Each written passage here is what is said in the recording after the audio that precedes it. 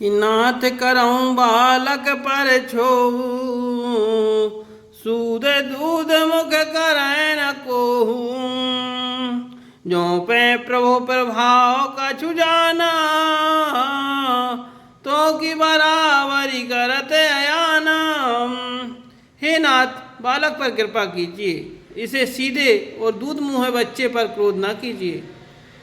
यदि यह प्रभु का अर्थात आपका कुछ भी प्रभाव जानता, तो क्या यह वे समझ आपकी बराबरी करता।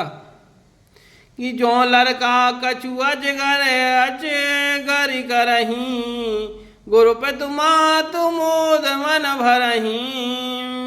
करिए कृपा शिशु सेवक जानी, तुम समशील धीर मुनि ज्ञानी।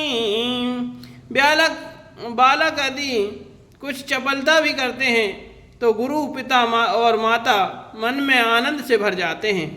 अतः इसे छोटा बच्चा और सेवक जानकर कृपा कीजिए। आप तो समदर्शी, सुशील, धीर और ज्ञानी मुनि हैं। कि राम बचन सुनि कछु के जोड़ाने, कहीं कछु लखन बहुर मुस्काने। हंसते देख न सिकर से व्यापी, राम तोर भ्राता बड़ पापी। श्री रामचंद्र जी के वचन सुनकर भी कुछ ठंडे पड़े। इतने में लक्ष्मण जी कुछ कहकर फिर मुस्कुरा दिए। उनको हंसते देखकर परशुराम जी के नख से शिखा तक अर्थात सारे शरीर में क्रोध छा गया। उन्होंने कहा, हे राम, तेरा भाई बड़ा पापी है। कि गौर शरीर श्याम मन माही, काले कूटे मुख पाए मुख नाई। सहज टेढ़ अनुहरय न तोही, नीच मीच सम देख न मोही।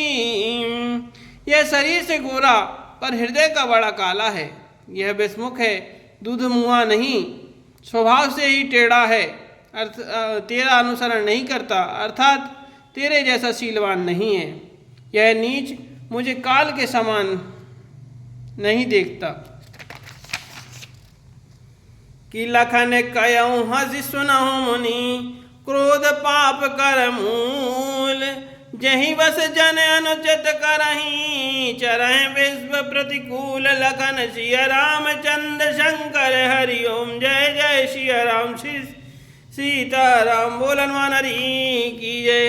लक्ष्मण जी ने हंसकर कहा, हे मुनि सुनिए, क्रोध पाप का मूल है, जिसके बस में होकर मनुष्य अनुचित कर्म कर बैठते हैं और विश्व भर के प्रतिकूल चलते हैं, अर्थात सबका आहित करते हैं। कि मैं तुम्हारे अनुचर मुनि राया, पर हरि कोप करय अब दाया। टूट चाप नह जो रहे रिसाने, बैठिए हो पाए पिराने। हे मुनिराज, मैं आपका दास हूँ, अब क्रोध त्याग कर दया कीजिए। टूटा हुआ धनुष क्रोध करने से जुड़ नहीं जाएगा। खड़े खड़े पैर दुखने लगे होंगे, बैठ जाइए। जो अति प्रिय तो करहिं उपाई, जो रह को वड़ गुनी बुलाई। बोलत लख नहीं जनक डराही, मष्ट करहूँ अनुचित बल नाही। यदि धनुष अत्यंत ही प्रिय हो तो कोई उपाय किया जाए और किसी बड़े गुणी अर्थात कारीगर को बुलाकर जुड़वा दिया जाए। लक्ष्मण जी के बोलने से जनक जी डर जाते हैं और कहते हैं, बस चुप रहिए, अनुचित बोलना अच्छा नहीं है।